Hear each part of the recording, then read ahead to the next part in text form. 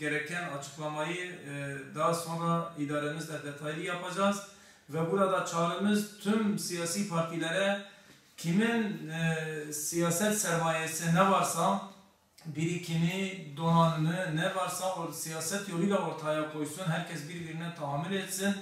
Şiddet yolu doğru bir şey değildir. Bu bölge, bu coğrafya yeterince şiddet gördü, kan gördü. Artık kardeş kanı görmek istemiyoruz. Bu provokatif eylemler toplumun her kesimini ciddi bir şekilde endişelendiriyor.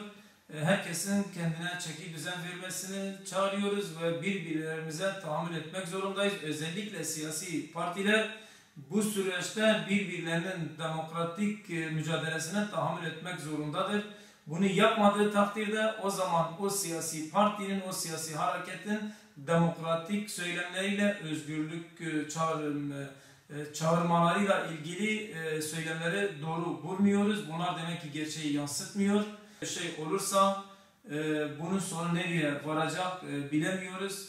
Bir damla kanın akması bütün siyasilerin o siyaset söylemlerinden daha önemlidir, daha değerlidir bizler için. Biz artık kanın kardeş kavgasını burada görmek istemiyoruz. Bu sefer Güneydoğu bu Kürt coğrafyasında, Kürdistan coğrafyasında ilk sefer şiddetsiz, baskısız, daha önce devlet şiddeti vardı, karanlık güçlerin baskısı vardı.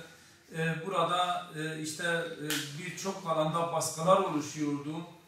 Bu seçimde bakıyoruz, devlet son dönemde tamamen demokratik sistemi sonuna kadar açmış ve son derece rahat bir seçim süreci var. Ama biz bakıyoruz ki ne yazık ki bizim Kürt partileri arasında provokatif eylemler gelişiyor. Bu da bizleri endişelendiriyor.